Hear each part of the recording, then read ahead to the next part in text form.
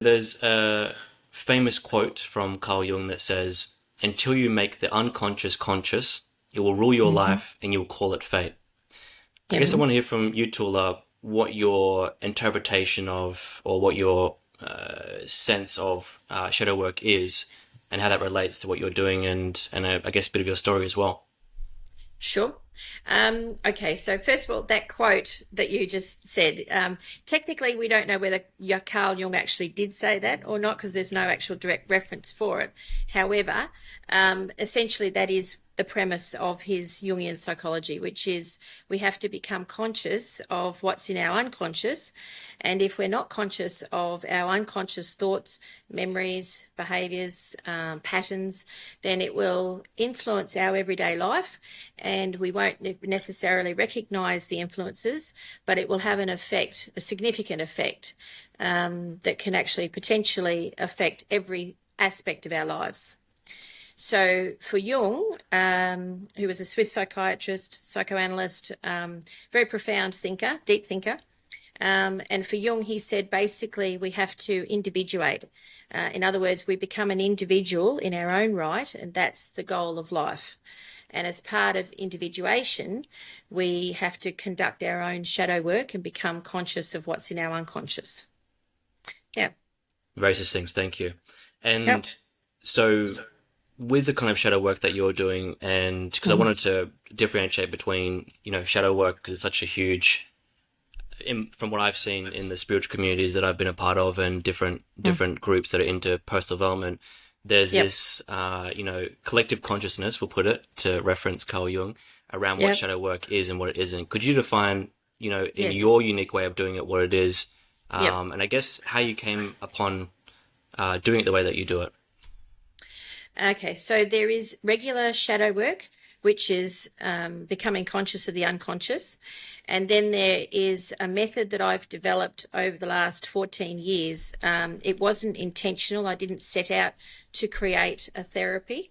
I just found that there's ways that we can do things a little bit better. And for me, I come from a teaching background. I used to be a teacher in schools and a guidance officer, intensive behaviour support, head of student services. And so I know the way that people learn. And so we learn through stories and images. So when I do shadow work, I actually call it SIT shadow work or story image therapy shadow work. And essentially, I help people to become conscious of what's in their unconscious through using stories and images. So that's the difference between regular shadow work, which could be using stories and images. It might be using music, dance, many different other forms of media. The one that I use is stories and images to tap into the unconscious because that is the language of the unconscious. So when you think about it, you say, okay, when we dream usually, most people dream a bunch of images like a movie that tells a semi-sensible story. So stories and images is the language of the unconscious and it's universal. So that's why I use it. So you can use it for males, females, general population, just doesn't matter what age, what culture, what religious orientation, stories and images are universal. So that's why I use those. And Yeah. so, if you look at some of the literature around symbolism and Freud and dreams and symbols and various things like that, is Mm. there a set kind of elements inside of certain images that can lead us to a certain truth, or is it rather that it's for each individual based on context? Um, it's a good question. Okay, so first of all, I might differentiate between sign and symbol because Jung did actually make that distinction. So a sign is something that we all know. So you might see a stop sign on the road and every driver knows that they have to stop. So it has no particular personal interpretation. It's just that's what you do. A symbol is different insofar as it's an archetypal image.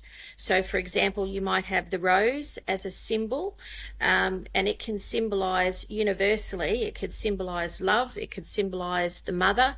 So, it could symbolize a lot of different things in different cultures, but generally, it symbolizes the same sort of thing for most people. But it is open to individual interpretation depending on the person person's situation. So archetypal images is a pattern or a form, it's a symbol, and then we can put our own interpretation into that archetypal form. So for example, you might have the symbol of the mother, but then there's many different types of mother. So the rose might symbolize your stepmother, it might symbolize your birth mother, it might symbolize your mother-in-law, it could symbolize a lot of different things, mother nature. So it is open to interpretation, but they are also universal. So does that make sense? Makes absolute sense. So when Yep. that happens and you establish a symbol for something and you find that that means X, Y, Z, for example, the rose with the mother, Mm-hmm. how does that lead to a change in someone's mind? Like, just run us through kind of the roadmap around the discovery of that, and even the the pre-frame before that, and then how that is subsequently moves towards change in their life. I'd probably use an example of how I would use it in story image therapy, because I think sometimes an example can be quite useful. So, for example, okay, first of all, Jung did go through a semi-psychotic sort of break for about 5 years, and every day he would draw mandalas, which is like a circular image that had lots of different forms or patterns inside of it. And so I use a similar method in story image therapy. I'll get the person to draw an archetypal pattern, which is the symbol of the circle, representing ourself. And then I will ask the person to ask whatever questions they have from their unconscious. So, for example, if I have, let's say, a person who might be referred to me by doctors in the medical centre, and this person may have a chronic gambling habit, let's say. And so the person does a mandala, they draw a mandala, I show them how to do it. We do some deep breathing.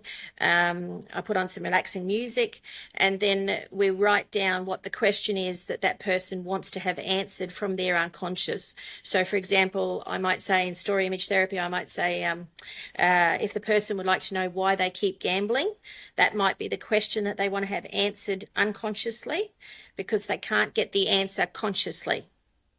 So we write down the question, why do I keep gambling?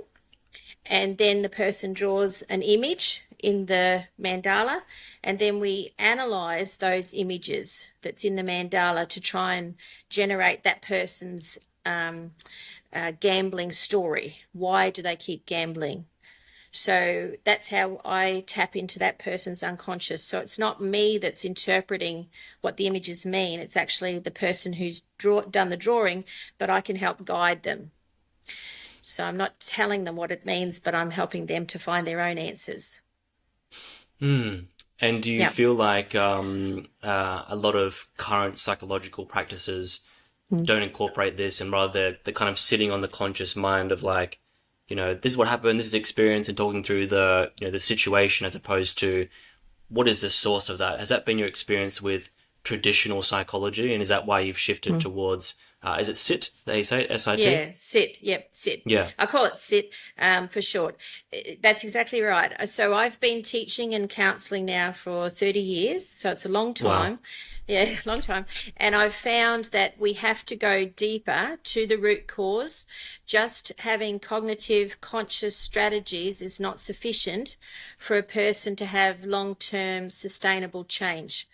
So conscious strategies are fine, and I do use them with clients. If we do solution focused therapy, let's say for a short-term intervention because they need to know how to fix the problem right here, right now, then yes, we can do that for a short time, but it doesn't get to the root cause of the problem. It doesn't help a person to make meaning out of their suffering. It doesn't help a person to understand the trauma that they've been through. And so I find that neuroscience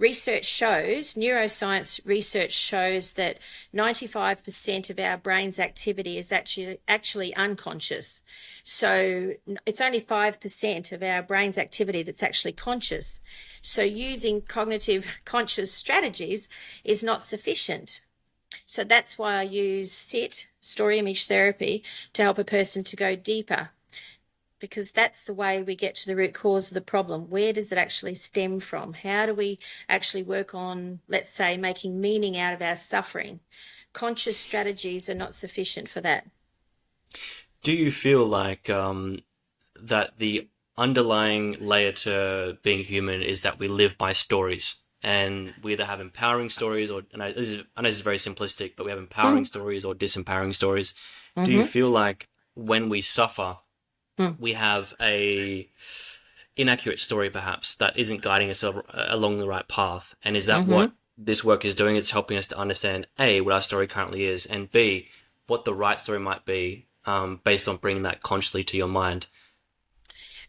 Yes, it is that, but it's also a lot deeper than just that too. So what you're talking about is probably narrative therapy, particularly where you're sort of writing a story or you're telling yourself a particular story and then you're rewriting the story. Okay, so that's narrative therapy. And I do, I guess, incorporate certain elements of narrative therapy into SIT, but it's particularly the story through the images that I focus on. So I have the story as well as the images, both equally as important. In fact, the image oftentimes comes before the actual narration of the image. So it's the images that tells us the person's story.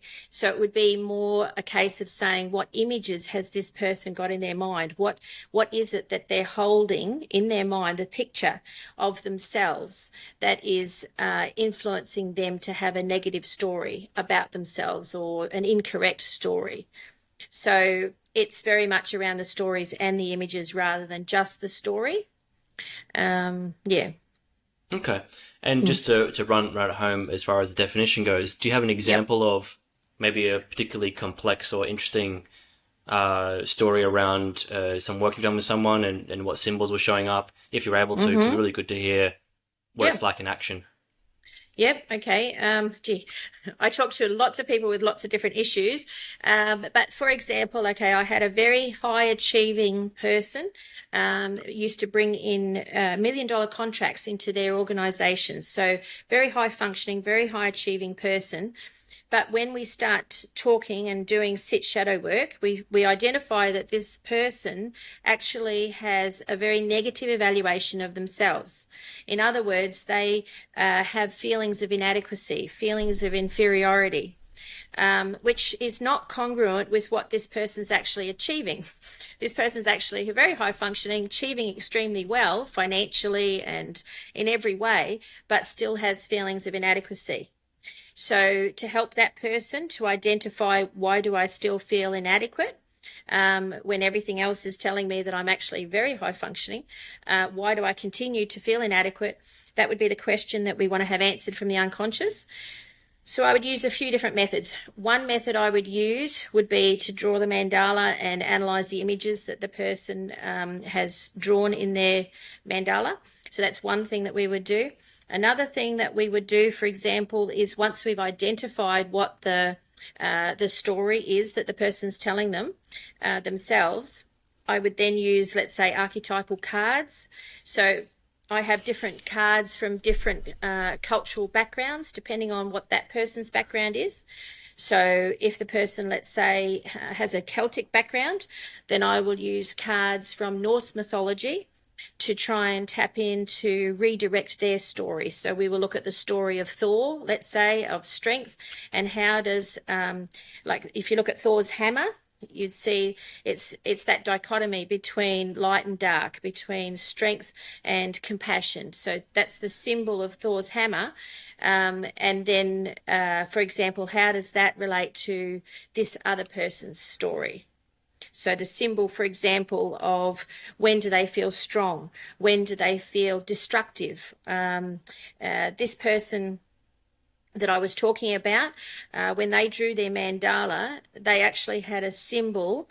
They had lots of different symbols, but they had a line in the middle, and they had one side which was their persona, which is very successful, lots of money, lots of achievement, and then the other side, which was the dark, so light and dark, the dark side, which is the feelings of inadequacy. They had handcuffs themselves. They felt handcuffed. They felt chained. They had an image at the top, and I asked them what that was. And they said, well, that was the nuns that I had when I went to school. And I said, okay, how did you feel about the nuns? They said, well, they always made me feel like I wasn't good enough. So what that person had actually done was internalized the story that the nuns had told them about being inadequate from when they Oh, were wow. five years old. Yeah. And so that story had continued on. So then we used Thor's hammer to try and talk to that person about how they can have, let's say, the strength to overcome the patterning that the nuns had given them when they were a child. Wow. And I feel Yeah. like a lot of high achievers, and myself included, there's Mm. this unconscious fear that if we, mess with the unconscious too much, we lose our skills. And what I mean by that is, like, in a way, inadequacies Mm. and insecurities drive this for certain personalities, at least from my Mm-hmm. experience, drive this desire for more. Yeah. Which, in a way, you're like, okay, well, if I change this, if I start, healing myself, quote unquote, and I Mm-hmm. start fixing some of these things, then maybe, I won't be as driven as I currently am. So I don't want to Mm-hmm. touch that. I want to leave that to the side. Has that been your experience with individuals as well? Who, I mean, obviously they're not coming in to see you because they see that they feel that way. But do you Yeah. see that a lot in people? And they say in the past I didn't want to come because I was afraid of changing, so then I might not be as driven as I previously was. Yes. Has that been an Yes. experience? It has. It has, but generally they come to see me because they've been so driven and then they burn out and they struggle. And Yeah. they then realize that the patterning that they have got, the unconscious patterning, yes, it's driven them, but it's also created, it's like a vicious cycle because the Mm. person is then never contented. They're never happy with what they have, and they're driven so much to keep having more, doing more, being more, that it actually becomes counterproductive. So I talk with them about finding that balance. So it's not about not achieving, but it's about achieving in a healthy way rather than an unhealthy way.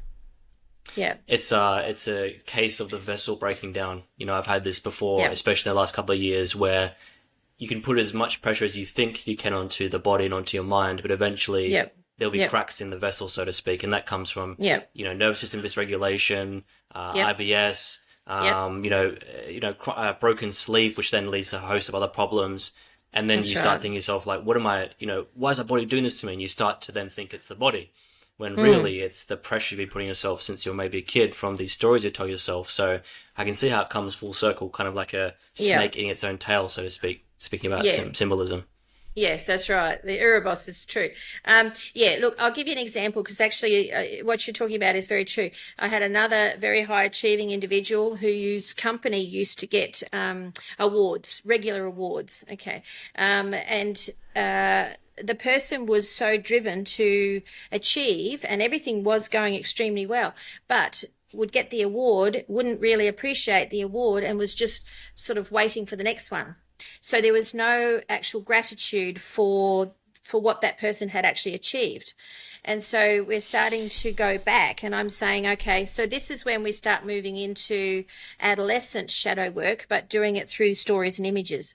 So when we go back, we find that this person, as a teenager, as a 14-year-old young man, decided that he didn't want to be like his parents, like his father's family.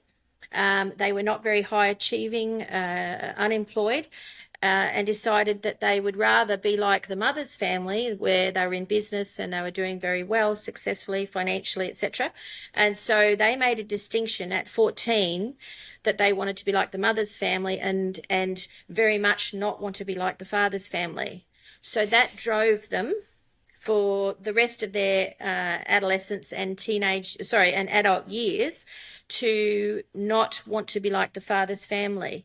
But they didn't realize that that pattern had continued for 20 plus years, that they were still repeating that same pattern.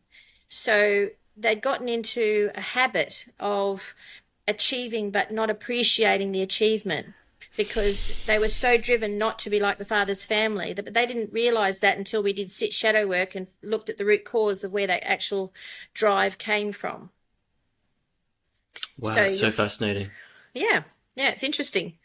It is fascinating. Yeah. And for me, it's much more holistic than just regular cognitive conscious strategies. It's just we need to have a deeper understanding of ourselves. I also do bring in the spiritual and the philosophical aspects of a person's life to try and help them to get the balance between the physical, mental, emotional. And so I often will go to that spiritual or philosophical place, whatever that is for that person. And so I talk about the bed of life symbol and having those 4 bedposts in alignment. So Jung said high spirit conquers low spirit. He was talking particularly about addictions. That's where Alcoholics Anonymous originated or was inspired by Jung, and that's why it has a spiritual focus. Okay, but I bring in the spiritual, but it's whatever that is for that person. So I don't come from any religious perspective. I'm not trying to push any religious views onto anyone, but I do know that a connection to the spirit of ourselves, the spirit of others, or the spirit of the world around us is necessary, or developing some kind of philosophical view on life is necessary for us to rise above the physical, mental, emotional. But Yeah. also So, seems as well like individuals who are so strung up on science approach. I'm not saying this is not scientific because I hear that in that, but what I'm saying is that there's individuals who, and this is me, I'm speaking to this part of myself as well, where it needs to yep. be based in science. It needs to be like tidy and Yes. put into a box and neat and, like step Yep. 1, 2, Yep. 3, 4, 5. And it's almost Yep. like that itself is a shadow in itself. It's like I need, Mm-hmm. it's like a fear of the uncertainty, and uncertainty has led to pain in the past, and therefore anything that seems slightly ethereal or is attached Mm-hmm. to a label of spirituality, which most people associate with some kind of uncertainty and wiggliness. Like Alan Watts says, he Mm-hmm. says you have the prickly people, then you have the wiggly Yep. people. Like the prickly ones are Yep. like sharp and rigid and like needs to be like this, Yep. and the wiggly people are like whatever, let's just do whatever. It Yeah. almost seems Yep. like the scientism of science it drives Yep. people away from actually making the change they need to have a more holistic view. Yes, look, I don't have a problem with the scientific approach, and actually, I endorse that. I think Mm. it's important that we know that whatever it is that we're doing is grounded in research, does have a good evidence base to say that it's effective, because that way we know that what we're doing is actually going to be working. So that's why I've done research on sit shadow work. So, like I said to you before, it started 14 years ago when I was working in schools. I was working as a head of student services and working with the most complex cases of over 6,000 youth in 3 high schools. And it was a position that was created for me. And it was a very difficult job. I did it to the best of my ability, but I had a lot of cases of trauma. And when you've got situations where you've got issues in your own adolescent shadow that you don't necessarily recognize, you find that cognitive methods, science-based methods, are not sufficient to explain why you're getting triggered. And that's what was happening with me in my job. I was getting triggered, and regular cognitive behavior therapy wasn't enough for me to understand why. So the scientific method, as valuable as it is, it's inadequate for things like trauma, feelings of rejection, inadequacy, powerlessness. You can't just reason out those emotions. It's not sufficient. Yeah, it almost seems like it's a way of escaping the actual problem, like because it's hard to face those Yep. problems. I Yes. did parts work about a year and a half ago, and for the longest time, I went and saw a psychologist who I'd approach the conversation to, I guess, well, I mean, not, I guess I was upfront putting up a barrier of intellect and intelligence Mm-hmm. to hide away Mm-hmm. from being exposed in a way, right? And this Sure. individual, and I knew I did that. I knew that was a pattern of mine because I'd seen psychologists in Mm-hmm. the past, and I've always been Yeah. driven to want to change. And I'd see psychologists in the past, and I'd do this kind of pattern. And I went to this one psychologist, and I got a podcast with him, Andrew Sozominio, and I said to him when I first arrived there, "Hey, a pattern of mine is that I will intellectualize this, and to show you that I understand my problems more than you understand them, and therefore you Yep. leave feeling impressed, and then there's no problem here. We move on. You confirm this reality of myself, and then I make no change." He said, "Okay, I recognize that." So every time I did Yep. that, he would just note that and break the pattern. And I started doing Right. parts Yeah. work, and for the first time, not for the Mm. first time, for one of the most physiologically and psychologically intense changes, because I felt the pressure, like not the pressure of stress to change or to be a certain way, but the pressure of like Mm. confronting these parts of myself that they didn't know were there, and like these really like Yep. gruesome images and gruesome Yep. ideas and thoughts, and I just had Mm. to say them out loud, and because I wanted to make that change, and I was saying things to him that is confidential, but like things that would Mm. I would never say in public, and he's like, "I Yep. see that." So and Yep. I so then I realized at that point that a lot of the and I love to ask about why we do this, but a lot of the patterns that I had in my life were a way to avoid that feeling of Mm. confrontation. Mm. Is that what is that? Is that a common thing in humans, or is that just me, or like what is that out of humans that we try to avoid? Those things that are really going to make us confront something. Um, I think it's a defense mechanism, but we all have to get through life. We can't just wear our heart on our sleeve or just talk about our unconscious constantly. We have to have a persona, we have to have a mask, an image that we present to the world, and that's fine. And Jung said that's the ego, that's the conscious mind that we all sort of share and we all engage in on a daily basis, and that keeps us balanced and keeps us functioning in the world. But there does also need to be the counterbalance where we get in touch with that shadow part of ourselves, the dark part of our personality, the part that we have kept hidden or repressed or we don't even recognize. We at some point in our life, we will get triggered. If we've got something in our shadow and we don't necessarily know what that is until we get triggered, and we will act in an irrational way. And usually, what I find is if it started in a person's, let's say, childhood, the shadow started in the childhood, but then it usually magnifies in their teenage years. So, feelings of inadequacy or rejection or whatever, they tend to magnify, they tend to be bigger as a teenager. And if people are prone to a mental health condition, it'll come out in their mid to late teens or their early 20s. That's what the research shows. Oh. So that's why I go back to the adolescent years in particular, and I focus on those and help the person to get in touch with what I call their universal adolescent. So we change the image from their wounded adolescent, so whatever it is that hurt them as an adolescent, let's say that they suppressed, that's a complex in their shadow, and it will come out in adulthood until they work on it. And so it doesn't matter. You can be 28, 38, 58, and you can get triggered by stuff that's in your shadow from generally your adolescent years. That's what I find. Well, and So we have to just do it. yeah, and just on that, like, and Mm. I know I'm going all over the place here, but just on that, Yeah. so my brother, he's 15 now, and he's going to that stage of being really rebellious and perhaps doing some Yep. nefarious things that Yep. one wouldn't desire a kid to do. Um, Mm. he doesn't want, well, as far as I can see, right, there's no Mm. desire to change, and we see this Yep. through individuals as well. Like there's a lack of, or not a lack of, but not a wanting to actually change. They're okay with the way they want to be, Mm. which maybe that's Mm. fine.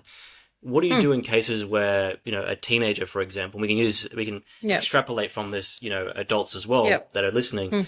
But when it comes to a teenager who, their parents send them saying like, "I need you to look at this," but they don't want to they want to have any change. How do you approach that first and foremost? And by extension, how can an adult approach that if they have a partner or something similar Mm. who's doing Mm. something like a similar kind of attitude?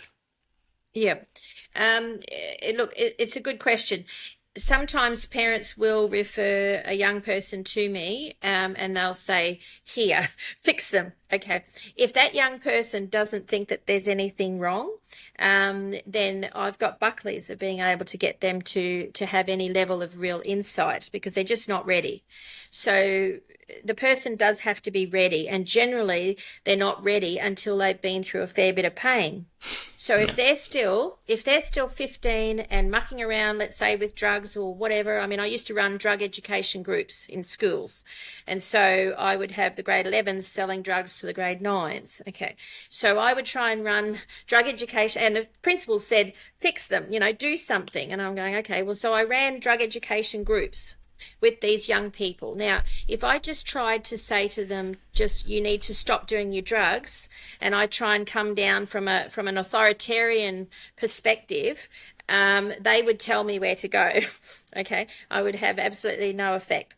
So what did work though, and this is where story image therapy sort of evolved, is I found the most effective thing was to use SPECT scans. Have you ever heard of SPECT scans? I have. SPECT, yeah. So it shows the blood flow around the brain. And so I used the story of the 16-year-old young man who had been smoking marijuana for 2 years. And you can actually see on the SPECT scan, you can see the frontal lobes where there's no, it looks like a hole in the frontal lobes where there's actually no blood flow. And I tell them the story, how the father was a GP and how he was concerned about his son because his son couldn't concentrate, he couldn't remember, he couldn't focus, he couldn't learn new information. And so then the father eventually got the son a SPECT scan, and they showed that through chronic use of marijuana, daily use for 2 years, he ended up with no blood flow in the prefrontal lobes. So that story and that image of the SPECT scan had far more effect than me trying to tell them what to do.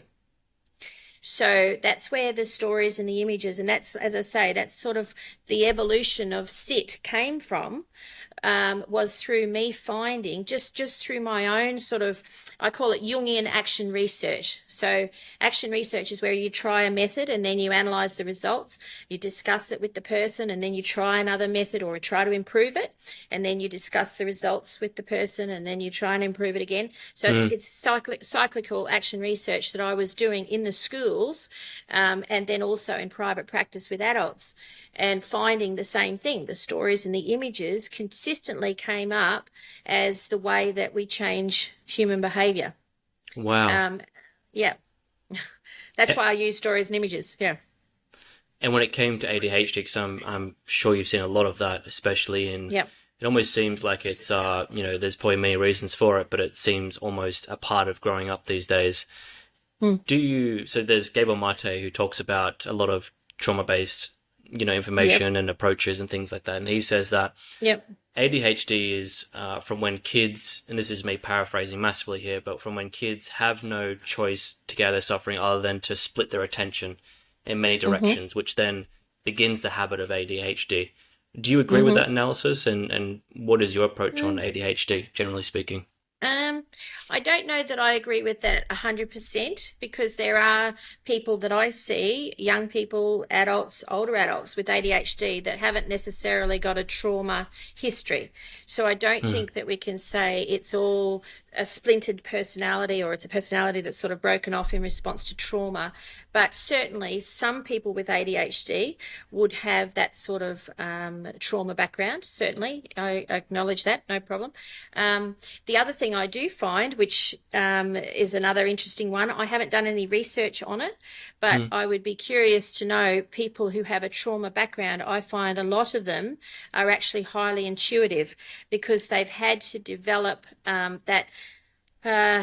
they've had to be highly sensitive to environmental stimuli in case something, if they upset someone or whatever. So they're often highly intuitive. And so in terms of spiritual awakening and spiritual awareness, oftentimes they are actually very spiritually evolved as a result of the trauma. So I find that very interesting as well. And the research actually does show that people who have some spiritual or philosophical understanding of life actually do have better mental health. So one of my hypotheses would be perhaps they've developed that spiritual side of themselves, that intuitive side of themselves to cope with the trauma. So that's another theory, I suppose. Yeah. Well, it's interesting because it seems that the more sensitive you are, like you said, the more you are aware or awakened to spirituality. Mm. So it's almost like you need to Yeah. almost suffer to get to that. Is that true, do you think? Or is that just another story? No, I actually think where there's light, there has to be dark. Where there's dark, there has to be light. So where there's pain, there's an opportunity to learn or an opportunity to grow. I mean, if you think about when you were learning to walk, okay, or your brother, you probably observed your brother, okay, learning to walk. So he would have had, let's say, lost his balance and toppled over, hurt himself, and then he's had to sort of get up and find his balance again, and he might have, toppled over again. But gradually, through the pain, he learns how to find his balance. So we can't have the day without the night. We can't have the summer without the winter. We can't have the learning or the personal growth without the pain and the problems. So that's one of the things that I do in story image therapy, is help people to see the light, which is the lessons, out of the Hmm. dark. Wow. Yeah. Hmm. And if someone were to do this approach by themselves, is there a methodology or a way of doing this that would allow them to do it by themselves? Is it like journaling? Is there dream journaling? Or would you not recommend any of that? I think dream journaling is excellent. Sometimes people don't necessarily know quite how to analyze their dreams. I Hmm. mean, Jung was certainly an expert. He analyzed over 2,000 of his own dreams, Wow. and journaled it, etc.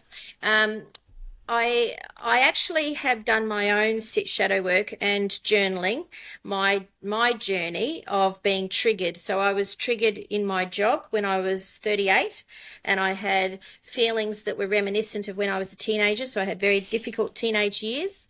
And when I was in my job, I got triggered by the things that I hadn't worked through as a teenager, because most teenagers don't want to work through their stuff. And it's not until later that we recognize the complexes in our shadow. And that's what happened to me at 38. And then 10 years later, at 48, I had the similar feelings coming back again. So again, Mm. my complexes in my shadow were triggered. And that's when I got really interested and started to develop sit shadow work. And so I actually started journaling my journey of healing. And that became my second book. It wasn't intentional. I didn't set out to write a book.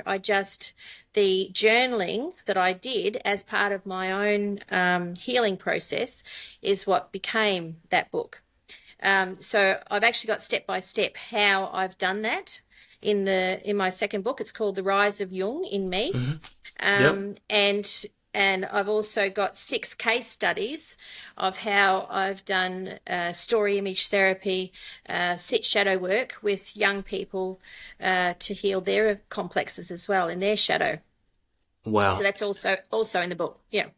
And if it's okay with you, would you mind just giving us a quick overview of those 6 steps? Just a brief 1, 2, 3, 4, 5, 6.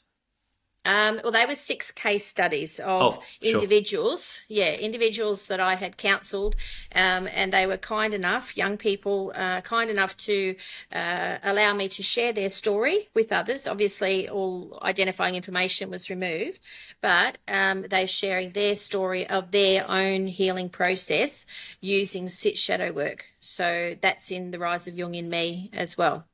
Gotcha. Yeah, yeah. Awesome. Cool. So, yeah. So if someone were to analyze their dreams, for example, like I had Yeah. a bunch of weird dreams last night, and I think that we all do. Mm. Whether or Yep. not we remember all of them is another story. Um, Sure. do you recommend? I'm just going to go through some myths, or rather some principles I've heard about shadow work, and maybe we can clarify them or make them a bit clearer. So, uh, Sure.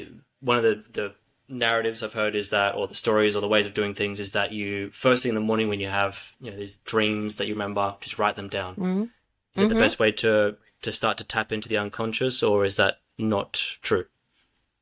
Yes, if you could remember them. A lot of people find it very difficult. In fact, the brain actually does that on purpose so that we forget the contents of the dream, so that we can start anew the next day. So it's kind of interesting. So unless you're in a half asleep state, you won't actually remember the dreams. So to try and write it down when you're half asleep can be a little bit tricky.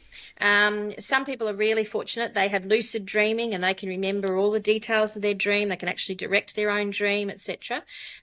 So for them, I think dream journaling is a lot easier, perhaps.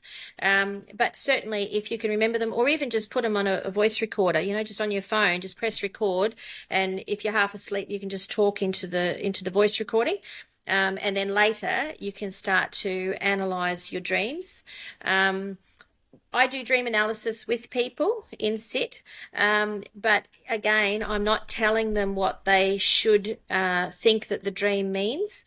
It's like I say to people, it's like you're driving the car and I'm the nav man. I'm guiding them and showing them how to do it, but I'm not actually doing it for them.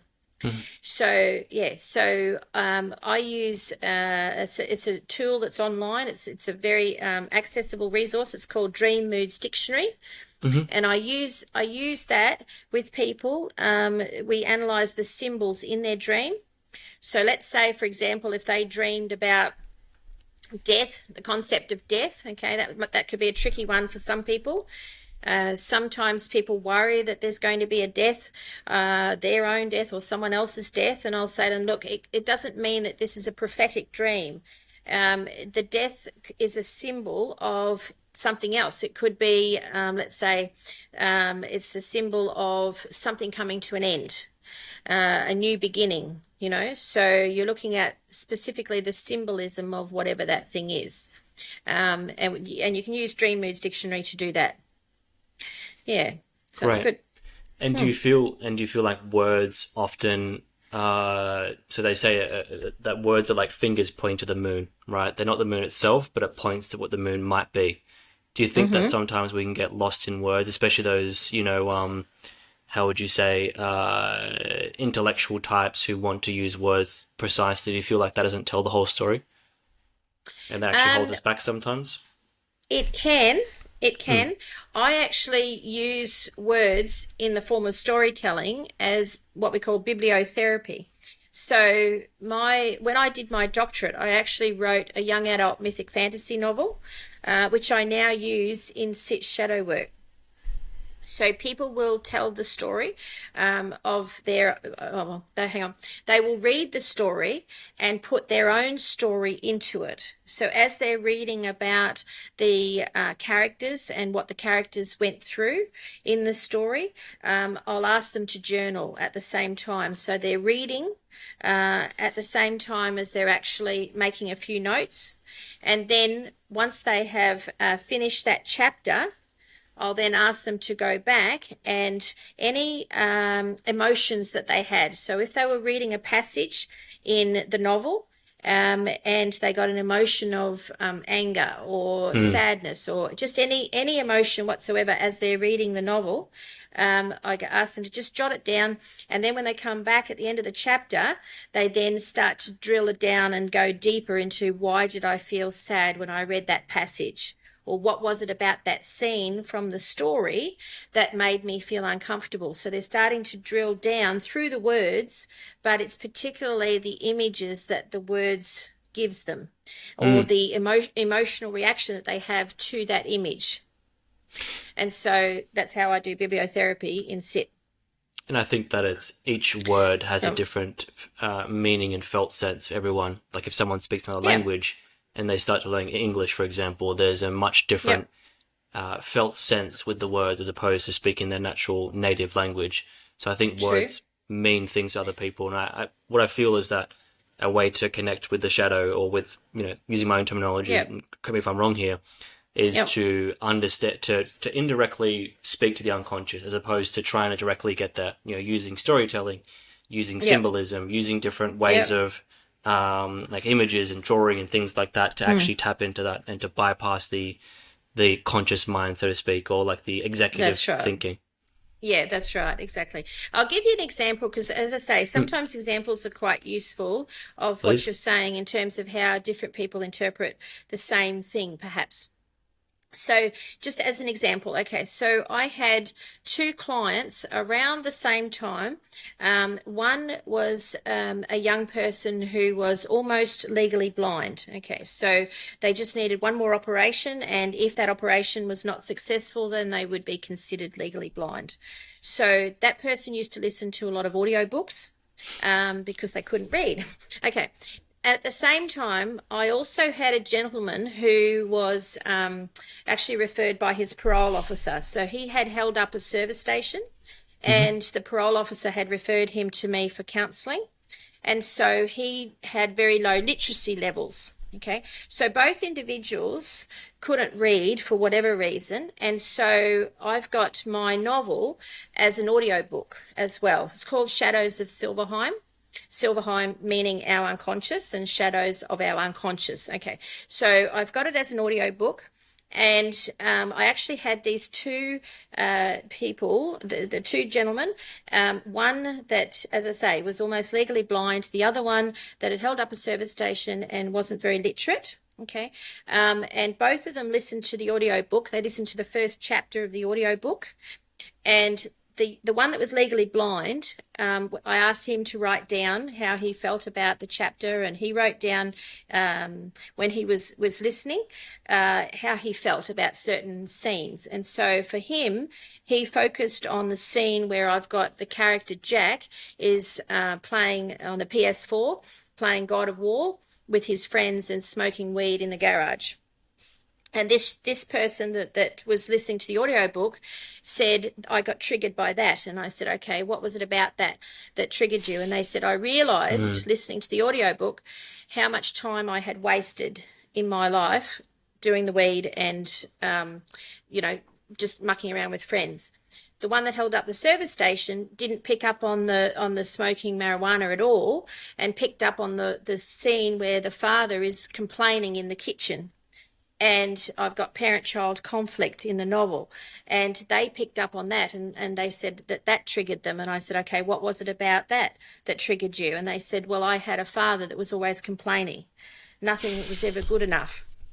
So that was my way of tapping into their unconscious through the story. The images in the story triggered them, but they were triggered by different things. So one had issues with recreational drug use, and that triggered their complex, and the other had issues with a negative father complex, and that is what was triggered through listening to the audiobook. Same chapter in the audiobook, but both picked up on very different parts of the story.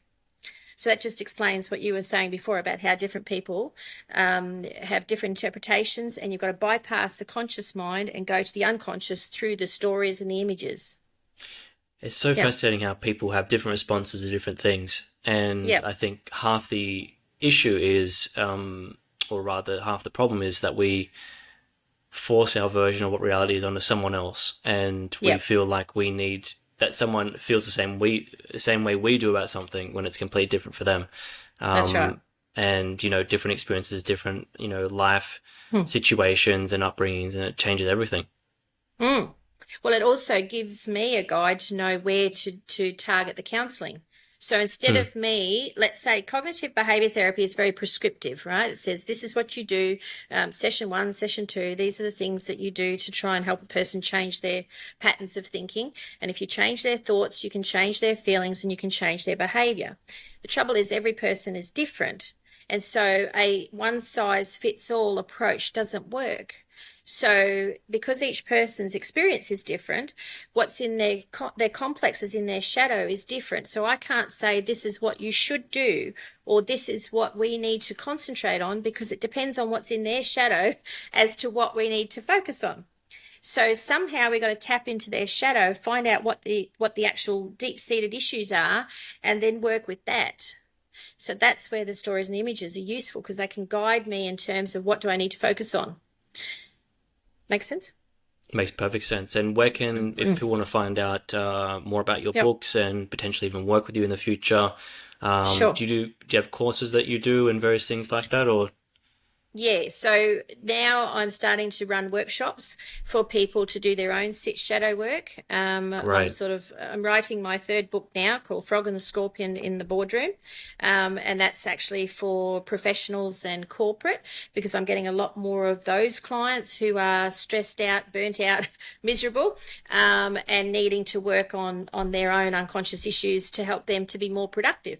So it's very interesting where sit shadow work is actually going. It started off working with adolescents and trying to help the youth, but it's actually seems to now be moving more into an adult direction and sort of helping high achieving professionals, which is interesting. So I'm just going wherever it needs to go. Whoever it can help the most is where I will just take it. So yeah, that's kind of where I'm at. And for anyone listening, I'll put all those links below in the description on the podcast, on the YouTube video as well, so they can find you there. Sure. Do you have any final thoughts you'd like to share with myself and everyone listening?